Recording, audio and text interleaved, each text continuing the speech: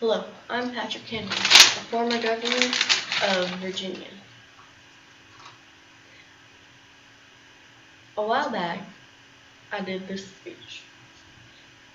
Became really famous because of Give Me Liberty or Give Me Death, but that's not all that was great about it. It was to inspire people to come and fight for the war, the terrible war that was happening just then.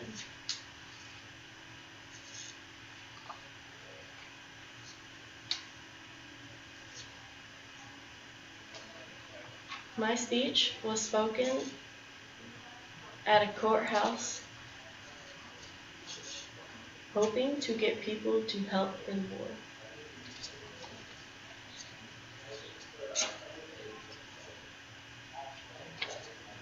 This is Thomas Jefferson, and this is George Washington.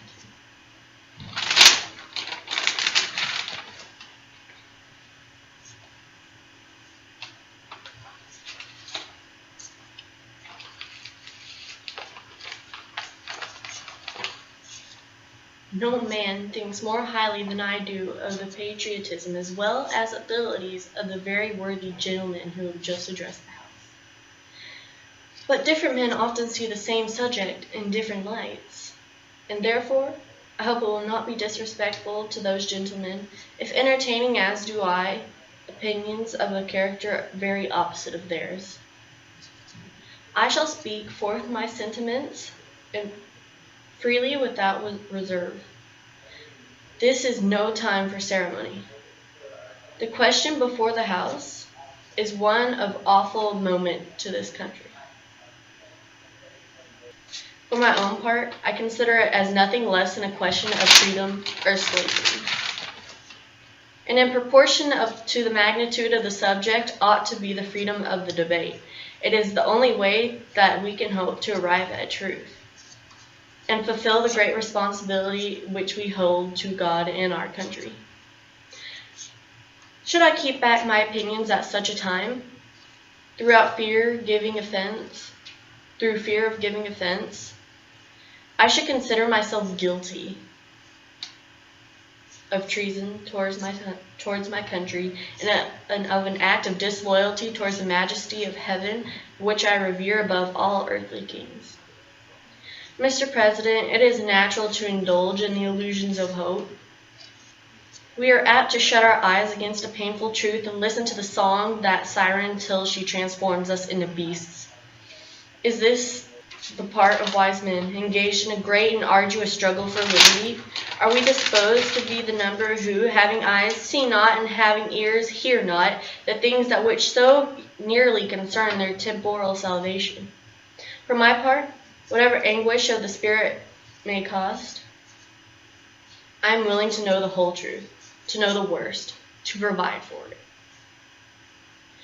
I have but one lamp which my feet are guided. That is the lamp of experience. I know no way of judging the future by the past.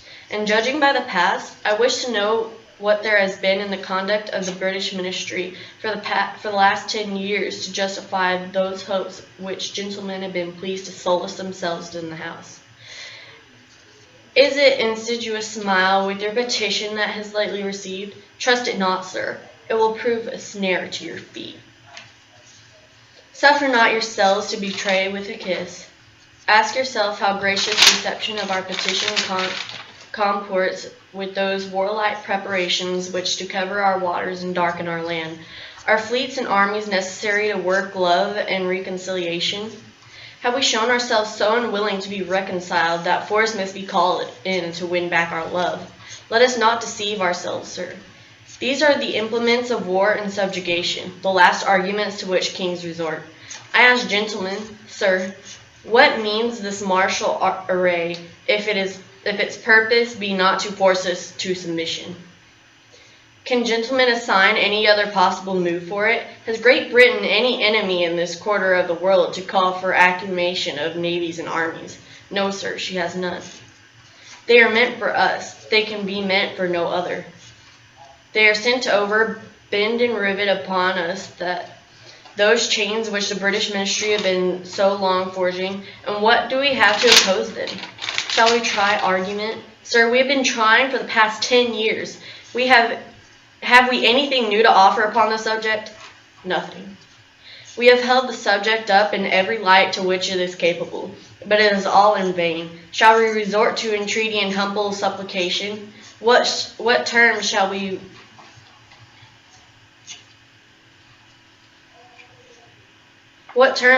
shall we find which have not already exhausted? Let us not, I beseech you, sir, deceive ourselves. Sir, we have done everything that could be done to avert the storm which is now coming on. We have petitioned, we have remonstrated, we have supplicated, we have prostrated ourselves before the throne, and have implored What's you doing? a video. You kind of interrupted it. Oh!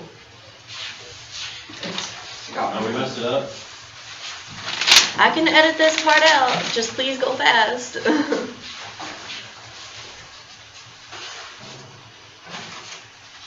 Are you live? Yes. Can I Oh yeah. I can definitely put this part in, at the very end. Really? Cool. Can we be in it? We can make the video.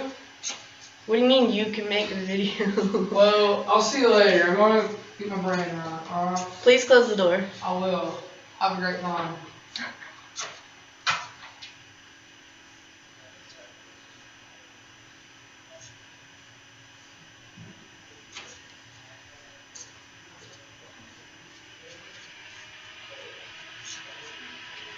Our petitions have been slighted, our remonstrances have produced additional violence and insult, our supplications have been disregarded, and we have been spurned with contempt from the foot of throne in vain.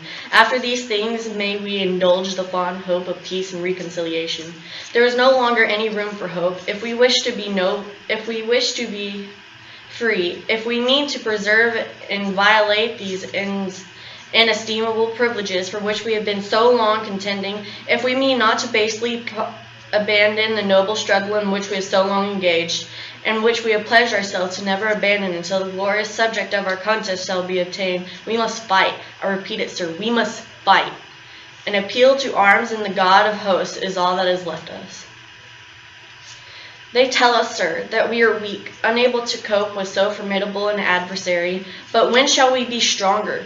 Will it be next week or next year? Will it be when we're totally disarmed, when a British guard shall be stationed in every house? Shall we gather strength by irresolution and inaction? Shall we acquire the means of ineffectual resistance by lying supinely on our backs and hugging the delusive phantom of hope until our enemies have bound us hand and foot?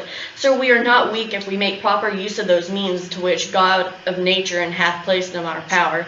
The millions of people armed in the holy cause of liberty in such country that we possess are invincible by any force to which our enemy can send against us. Besides, sir, we shall not fight our battles alone. There is just a God who presides over the destinies of nations and who will raise up friends to fight our battles for us. The battle, sir, is not the strong alone. It is the vigilant, the active, the brave. Besides, sir, we have no election. If it were base enough to desire it, it is too late to retire from the contest. There is no retreat but in submission and slavery. Our chains are forged, their clanking may be heard on the plains of Boston. The war is inevitable, and let it come. I repeat it, sir. Let it come. It is in vain, sir, to extenuate the matter. Gentlemen may cry, peace, peace, but there is no peace. The war has actually begun. The next gale sweeps from the north and brings to our ears a clash of resounding arms. Our brethren are already in the field. Why stand here idle? What does the gentleman wish? What would they have? Is life so dear, so peace, so sweet, as to purchase at the price of chains and slavery? Forbid it, Almighty God. I know what course others may take, but as for me, give me liberty or give me death. To arms.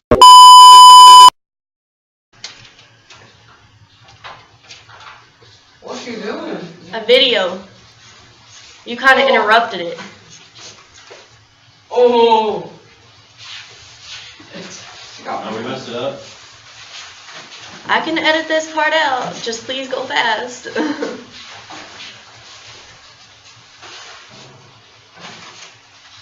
Are you live? Yes.